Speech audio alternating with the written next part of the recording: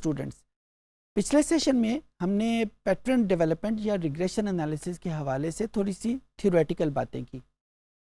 इस सेशन में हमारा फोकस होगा कि हम कंप्यूटर की मदद से, एक्सेल की मदद से हम डेटा एनालिटिक टूल्स कौन से यूज़ करेंगे उस पैटर्न की न्यूमेरिकल शेप सामने लाने में। तो आइए हम कंप्यूटर पे चलते हैं और देखते हैं कि हम कौन से टूल कैसे यूज़ करेंगे कि हमें उस पैटर्न की न्यूमेरिकल शेप हमारे सामने आ जाए। ये स्टूडेंट, ये हमारे पास वही डेटाबेस है जिसको हम यूज़ करते हैं, कस्टमर डीबेस।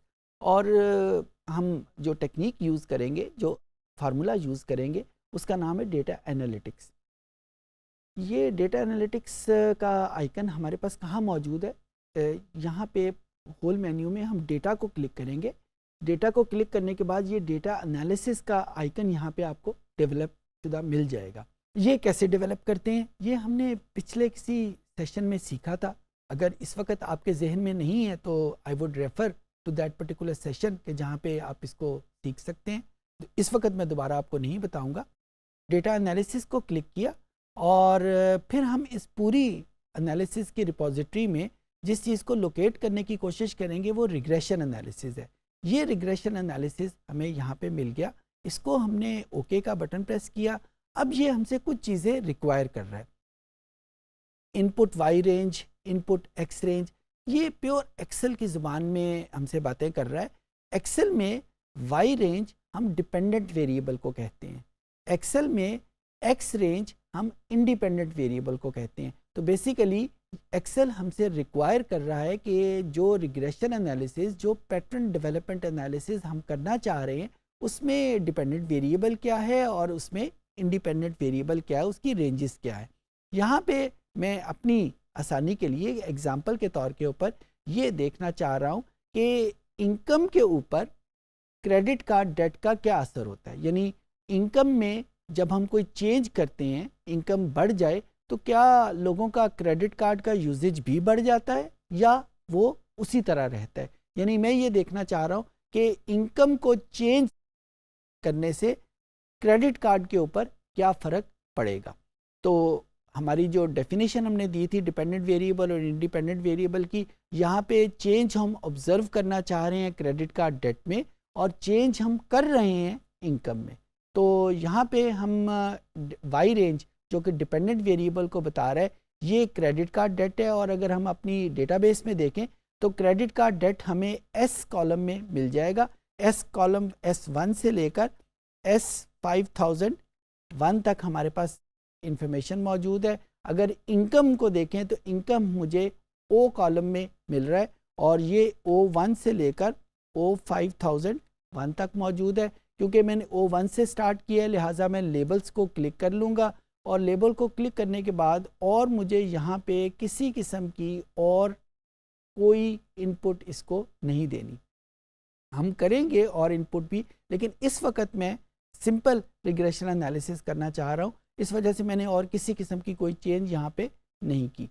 ओके का बटन प्रेस किया। Depending on the speed of your computer ये एक एनालिसिस आपके सामने आ जाएगा। इसमें बहुत सारे टेबल आ रहे हैं, इसमें बहुत सारी इंफॉर्मेशन भी हमें गिवन है, लेकिन हमने ये सारी इंफॉर्मेशन ना तो यूज़ करनी है ना ही ये हमारे किसी काम की है। स्टैटिस्टिशियन के लिए शायद ये सारी इंफॉर्मेशन बहुत काम की हों, लेकिन हम क्योंकि इसको यूज़ कर रहे हैं पैटर्न डेवलपमेंट में, हम सिर्फ इसको यूज़ कर रहे हैं मार्केट के हवाले से, तो हमारे लिए ये सारी इंफॉर्मेशन इस्तेमाल के काबिल नहीं है। हम इसमें से चंद एक चीज़ें देखेंगे और फिर उसके बाद हम इसको आगे चलेंगे। सबसे पहले जो इन्फॉर्मेशन हम करेंगे वो टेबल नंबर 3 की करेंगे, जिसका नाम जो है कोएफिशिएंट्स, स्टैंडर्ड एरर वगैरह है। मैं यहाँ पे इसको ब्लो अप कर लेता हूँ ताकि ये अलहदा हर जगह पे नज़र आ जाए। तो ये मेरे पास टेबल 3, इस यहाँ से मैं स्टार्ट करूँगा। इस टेबल 3 में मेरे पास 2 रोज़ मौजूद हैं। एक रो का नाम जो है वो इंटरसेप्ट के नाम पे है, एक रो का नाम जो है वो इनकम के नाम का है। इनकम हमारे पास इंडिपेंडेंट वेरिएबल था और यहीं से हम अपनी इंटरप्रिटेशन का आगाज़ करेंगे। ये जो सबसे पहली वैल्यू लिखी हुई है 0.041, ये वैल्यू हमें ये बताती है कि इनकम और क्रेडिट कार्ड डेट के दरमियान में रिलेशनशिप कितना है न्यूमेरिकल फॉर्म में। रिलेशनशिप वैसे तो पता है, अगर आम जिंदगी में देखें तो हमें हमारी ऑब्जर्वेशन है कि जो ही किसी बंदे की तनख्वाह बढ़ती है तो उसका क्रेडिट कार्ड का यूजेज भी बढ़ता जाता है, उसकी परचेज पावर ज़्यादा होती है तो वो ज़्यादा चीज़ें ख़रीदना शुरू कर देता है या कर देती है। लेकिन उसकी न्यूमेरिकल वैल्यू कितनी है, ये 0.04 हमें उसकी न्यूमेरिकल वैल्यू बता रहा है। अगर यहाँ पे ज़ीरो होता, and zero mean exactly zero, not even 0.0001, zero mean exactly zero, तो हम ये कहते हैं कि इनकम और क्रेडिट कार्ड डेट के दरमियान में कोई रिलेशनशिप नहीं है। अच्छा, कोई रिलेशनशिप का नहीं का मतलब क्या है कि इनकम चाहे जितनी मर्जी बढ़ जाए, क्रेडिट कार्ड का यूजेज उतना ही रहता है। अब यहाँ पे क्योंकि ये ज़ीरो नहीं है, लिहाजा हम ये कहेंगे कि इनकम के बढ़ने के साथ साथ क्रेडिट कार्ड का यूजेज चेंज होता है। पहले नंबर पे हमने इंटरप्रेट ये करना है। दूसरे नंबर पे हमने ये देखना है कि ये जो यूजेज है, क्या ये पॉजिटिव पैटर्न है, क्या ये नेगेटिव पैटर्न है। पॉजिटिव पैटर्न हमने कहा था कि इंडिपेंडेंट वेरिएबल की वैल्यू में बढ़ाएं, इजाफा करें तो डिपेंडेंट वेरिएबल की वैल्यू में भी इजाफा हो जाए। इस वैल्यू 0.04 का साइन वो पॉजिटिव है, तो इसका साइन हमें ये बताएगा कि क्या ये रिग्रेशन या पैटर्न पॉजिटिव है, क्या ये रिग्रेशन या पैटर्न नेगेटिव है। तो इसका साइन बेसिकली हमें ये बता रहा है कि इसका नेचर क्या है, पॉजिटिव है या नेगेटिव है। यहाँ पे इसका साइन पॉजिटिव है, तो इसका मतलब क्या हुआ कि हम इंडिपेंडेंट वेरिएबल में जब वैल्यू बढ़ाएंगे तो डिपेंडेंट वेरिएबल भी बढ़ जाएगा। यहाँ पे इंडिपेंडेंट वेरिएबल इनकम है, तो हम ये कहेंगे कि जो जो इनकम बढ़ेगी तो क्रेडिट कार्ड डेट जो है वो बढ़ता जाएगा। तो ये पॉजिटिव रिग्रेशन हुआ, पॉजिटिव पैटर्न हुआ या पॉजिटिव रिलेशन हुआ। अच्छा, तीसरे नंबर के ऊपर हम इसमें से क्या चीज़ देखेंगे कि कितनी वैल्यू में इजाफा हो, इनकम में कितना इजाफा हो तो डिपेंडेंट वेरिएबल में कितना इजाफा होगा। यानी न्यूमेरिकल से हमें ये भी पता चल रहा है कि इनकम में हम कितना इजाफा करेंगे तो क्रेडिट कार्ड में कितना इजाफा होगा उसके यूजेज पे। 0.04 हमें ये बता रहा है, ये एक मुश्किल सी लाइन में आपके सामने बोलने लगा हूँ, इसको ज़रा ध्यान से सुनिएगा कि अगर इनकम में 1 यूनिट का इजाफा हो, यूनिट का मतलब कि इनकम जिस भी यूनिट में मैयर की गई है, इस पर्टिकुलर डेटा सेट में इनकम 1000 में मैयर की गई है, तो मैं ये कहूँगा कि इनकम में अगर 1000 रुपीज़ का इजाफा हो तो क्रेडिट कार्ड के यूजेज में 0.04 यूनिट का इजाफा हो जाएगा। इजाफा मैंने क्यों बोला, क्योंकि ये पॉजिटिव है, एक वेरिएबल में इजाफा होगा तो दूसरे में भी इजाफा होगा। मैं इसको दोहरा देता हूँ कि इनकम के बढ़ने के वजह से इनकम में अगर 1000 रुपीज़ इजाफा होगा तो क्रेडिट कार्ड में 0.041 यूनिट, और क्रेडिट कार्ड की यूनिट भी क्योंकि 1000 है तो हम इसको बड़ी आसानी से कह सकते हैं कि इनकम में अगर 1000 रुपीज़ का इजाफा हो तो क्रेडिट कार्ड में 0.04 इंटू 1000 का इजाफा हो जाएगा। ये तीसरी चीज़ यहाँ से हमने पता करनी थी। चौथी चीज़ जो यहाँ से हम देखेंगे इसी वैल्यू से कि ये जो वैल्यू मेरे पास आई है कहीं बाई चांस तो नहीं आ गई, क्योंकि ये जो इन्फॉर्मेशन थी ये तो सिर्फ 5000 कस्टमर की थी और हम रिज़ल्ट बनाना चाह रहे हैं जनरल के लिए, तो क्या ये कहीं बाई चांस तो नहीं है। बाई चांस भी वैल्यूज़ हो सकती हैं, रैंडमली हमारे पास सैंपल जहाँ से सिलेक्ट हुआ है वो गलत सैंपल अगर सिलेक्ट हो गया तो सारे रिज़ल्ट भी गलत हो सकते हैं। तो हम कैसे इंश्योर करेंगे कि ये वैल्यूज़ जो मैं सारे रिज़ल्ट बता रहा हूँ ये बाई चांस नहीं बता रहा, ये एक्चुअल इसके वैल्यूज़ हैं। तो यहाँ पे हमारे पास एक कॉलम बना हुआ है पी वैल्यू का, ये अगर आप ई कॉलम में देखें तो यहाँ पे पी वैल्यू इसकी इनकम की 0 है। अच्छा, यहाँ पे मैं एक रूल आपको बताने लगा हूँ कि अगर पी वैल्यू 0.05 से कम हो तो हम ये कहेंगे कि ये जो रिज़ल्ट है ये बाई चांस नहीं है, ये एक्चुअल रिज़ल्ट है।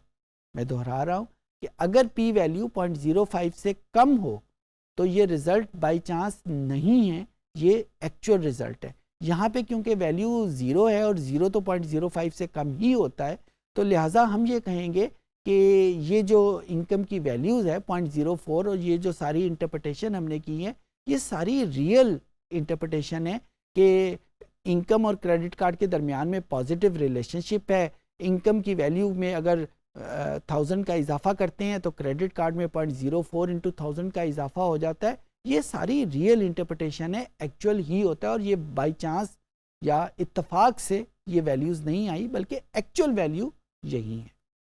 पांचवी चीज़ जो हमने इस रिग्रेशन एनालिसिस में देखनी है ये है कि ये जो सारी इंटरप्रिटेशन हम जिस बुनियाद पे कर रहे हैं वो एक फार्मूले की बुनियाद पे कर रहे हैं जिसमें वो कौन सी चीज़ें हैं। ये 0.04 हमारे पास वैल्यू आई है, ये पी वैल्यू की कैलकुलेशन हुई है, हमें ये पता चला है कि ये पॉजिटिव है। इस पूरे फार्मूले की पावर कितनी है, यानी इस रिग्रेशन एनालिसिस की पावर कितनी है।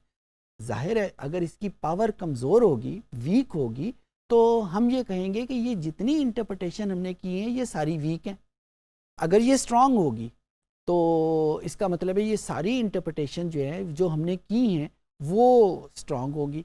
आपके जहन में ज़रूर ये सवाल पैदा होगा कि वीक कैलकुलेशन का मतलब क्या है, मतलब क्यों वीक हम कर रहे हैं। जब हम खुद उसे मुंह से वीक कह रहे हैं तो हम उसको पावरफुल खुद क्यों नहीं बना लेते। उसका जवाब ये है कि ये सैंपल, ये जो वैल्यूज़ इकट्ठी की गई हैं जिनकी बेस के ऊपर हमने ये वैल्यूज़ कैलकुलेट की हैं, ये भी तो किसी ने एक्सट्रैक्ट किया होगा, ये भी तो किसी ने ड्रॉ किया होगा। अब इस सैंपल की एक्सट्रैक्शन अगर ठीक तरीके से की गई है तो जो रिज़ल्ट आएंगे वो भी ठीक आएंगे। लेकिन अगर इस सैंपल की एक्सट्रैक्शन ठीक तरीके से नहीं की गई, अब ठीक तरीके से करने का मतलब ये होता है कि हम अपनी मर्ज़ी का सैंपल ले लिया, जहाँ से हमें वैल्यूज़ मिल रही हैं वहाँ से हमने वैल्यूज़ ले ली, जहाँ से रिक्वायर्ड थी वहाँ से हमने ली नहीं। तो जहाँ से सैंपल हमारी मर्ज़ी का है तो जो उसके रिज़ल्ट हैं वो स्टेटिस्टिकली करेक्ट नहीं होंगे। तो वीक और पावरफुल का मतलब ये है।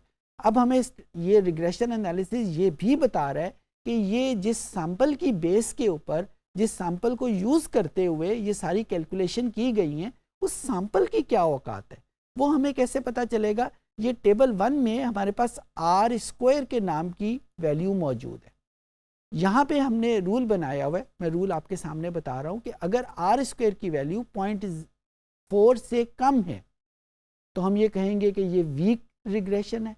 0.4 और 0.6 के दरमियान में है तो हम ये कहेंगे कि ये मॉडरेट है, और अगर ये 0.6 से ज़्यादा है तो हम ये कहेंगे कि ये स्ट्रॉन्ग है। तो यहाँ पे हमारे सामने ये जो वैल्यू है वो 0.44 यानी 0.4 से थोड़ी सी ज़्यादा वैल्यू है। तो हम ये कहेंगे ये जो सारा रिग्रेशन एनालिसिस है ये वीक तो नहीं है लेकिन ये स्ट्रॉन्ग भी नहीं है, ये मॉडरेट है। 0.4 और 0.6 के दरमियान में है, लिहाजा ये एक मॉडरेट रिग्रेशन है। तो हम यहाँ पे 5 एनालिसिस हमने यहाँ पे किए हैं। सबसे पहले हमने देखा है कि रिग्रेशन यानी रिलेशनशिप एग्जिस्ट भी करता है या नहीं करता, उसका पता हमें चलता है कि ये वैल्यू 0 है या नहीं। दूसरे नंबर पे हम इसकी पॉजिटिविटी और नेगेटिविटी का पता करेंगे। तीसरे नंबर के ऊपर हम ये देखेंगे कि ये वैल्यूज़ जो है न्यूमेरिकल वैल्यू उस रिलेशनशिप की या उस पैटर्न की न्यूमेरिकल वैल्यू क्या है। और चौथे नंबर के ऊपर हम देखेंगे ये जो रिज़ल्ट है कहीं बाई चांस तो नहीं आ गए, उसको देखने के लिए हम पी वैल्यू को यूज़ करेंगे। और पाँचवें नंबर के ऊपर हम देखेंगे कि इस रिग्रेशन एनालिसिस की अपनी पावर कितनी है, और वो देखने के लिए हम टेबल नंबर 1 में आर स्क्वायर की वैल्यू को देखेंगे। इस सारे टेबल में, इस सारी शीट के ऊपर इन 5 चीज़ों के अलावा हमें किसी और चीज़ को देखने की ज़रूरत नहीं है। हाँ, स्टैटिस्टिशियन कुछ और चीज़ें भी देख सकते हैं, उनकी इंटरेस्ट की और चीज़ें भी होंगे, लेकिन being user of data analysis हमें इन 5 चीज़ों के अलावा किसी चीज़ की देखने की ज़रूरत नहीं है। उम्मीद है कि चीज़ें आपको समझ आ गई होंगी। इस सेशन में हमने देखा कि पैटर्न डेवलपमेंट की न्यूमेरिकल शेप कैसे डेवलप करते हैं, डेटा एनालिसिस का टूल हम कैसे यूज़ करते हैं, कहाँ पे क्लिक करेंगे, और जो उसकी शेप हमारे सामने आएगी उसको इंटरप्रेट हम कैसे करेंगे। उम्मीद है कि चीज़ें आपको समझ आ गई होंगी।